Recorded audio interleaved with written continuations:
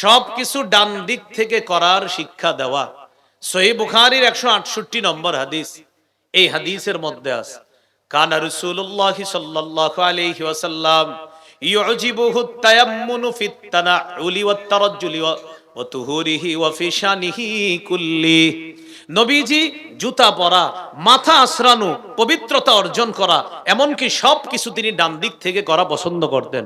সন্তানকে কিছু দিবেন, ও বাম হাত দিলে আপনি মাথা নাড়ায় বলবেন, এবার ওরা ডান হাত শিখাবেন এইভাবে। এরপরে দিতে দিতে একদিন ও আপনারে বাম হাত দিয়ে ও নিজেই মাথা নাড়াবে, একদিন এমন করবে, ডান হাত দিবে এইভাবে। শুকরিয়া আদায় করবেন যে আমার সন্তানের মস্তিষ্কে আল্লাহ ডান আর বামের গুরুত্বটা আল্লাহ, পার্থক্যটা আল্লাহ ওর মস্তিষ্কে বসায় দিছে। এইভাবে ওরা ডানের গুরুত্ব শিক্ষা দেওয়া। কত গেল? 14। 15 নাম্বার, কেন আল্লাহ আকবার বললাম? আমাদের নবী আমাদেরকে জুতা পরাও শিখিয়ে দিছে। সুবহানাল্লাহ। 15 নাম্বার, শিশুকে জুতা পরানো শিখানো। ক্বালা রাসূলুল্লাহ সাল্লাল্লাহু আলাইহি ওয়াসাল্লাম লা তামশি ফি নাআলিন ওয়াহিদ। রাসূলুল্লাহ সাল্লাল্লাহু আলাইহি সাল্লাম বলেন, এক পায়ে জুতা পরিধান করবা না। বুখারীর বর্ণনা লিউনইলহুমা জামিআ আও লিহফিহিমা জামিআ, হয়তো দুই পায়ে জুতা রাখবা, না হয় দুই পা খোলা রাখবা। শিশুকে যদি এক পায়ে জুতা পরান আর এক পা খালি রাখেন, বারবার উপরে যাবে, অ্যাক্সিডেন্টের সম্ভাবনা আছে।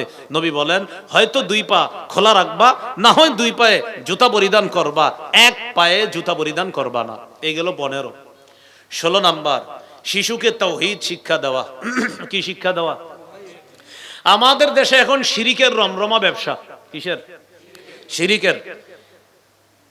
সামান্য কিছু মানুষ শিরিকের অনুসারী আমাদের দেশে, সামান্য কিছু মানুষ প্রকৃত শিরিকের অনুসারী, কিন্তু 90 ভাগের বেশি মুসলমান জনসংখ্যার মধ্য থেকেও শিরিকের অনুসারীদের সাথে এমন ভাবে মিশে যায়, মিশে গিয়ে এমন ভাবে তাদের সাথে একত্বতা পোষণ করে যে কে মুসলমান আর কেউ মুসলিম এটা পার্থক্য করা কষ্টকর হয়ে যায়।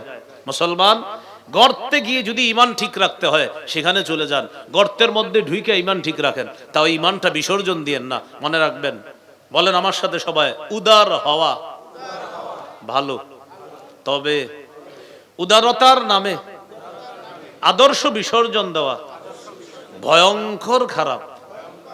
কি বললাম? উদার হওয়া ভালো, উদারতার নামে আদর্শ বিসর্জন দেওয়া এটা ভয়ঙ্কর খারাপ। আদর্শ বিসর্জন দেওয়া যাবে না। আদর্শের উপর অটল থেকে চেষ্টা করে যাওয়া। 100 বছরও যদি লাগে ইসলাম প্রতিষ্ঠিত হওয়ার জন্য 100 বছরই চেষ্টা চালাবেন, কিন্তু আদর্শ বিসর্জন দেওয়া যাবে না। আপনার সন্তানকে ওসিয়ত করে যাবেন, আমি ইসলাম কায়েমের চেষ্টা করেছি, পারি নাই, তুমি চেষ্টা করবা।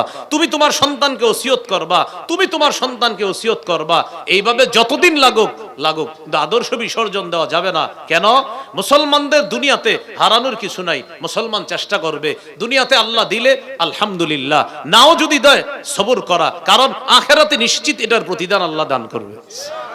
এজন্য মুসলমান দুনিয়াতে চেষ্টা করবে এই নিয়তে, দিলে আলহামদুলিল্লাহ, না দিলেও আমি আল্লাহর কাছে পেয়ে যাব। তাই মুসলমানের এখানে হারানোর কিছু নাই, তবে ঈমান হারিয়ে গেলে বড় মুশকিল হয়ে যাবে।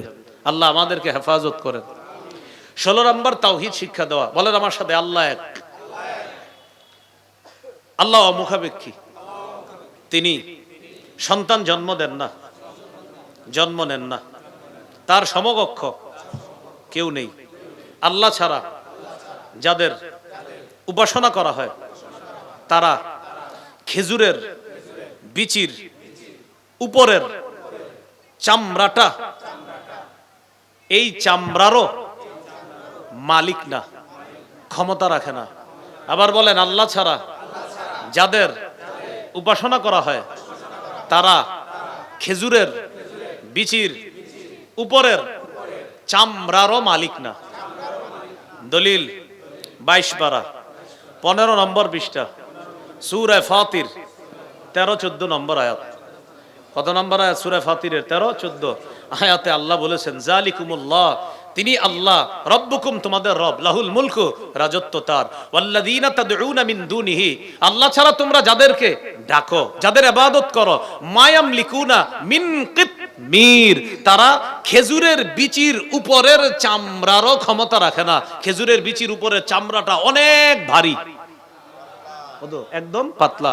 এই কিতমির কোরআনের সূরা ফাতিরের 13-14 নম্বর আয়াত, 22 পারা 15 নম্বর পৃষ্ঠায় যে আসছে, মায়াম লিকুনা মিন কিতমির। এই কিতমির অর্থ হলো খেজুরের বিচির উপরের যে পাতলা চামড়া, এই চামড়ারও মালিক না আল্লাহ ছাড়া মানুষ যাদের উপাসনা করে। তো যারা এতটুকুরও ক্ষমতা রাখে না, তাদের প্রশংসা করার কি আছে?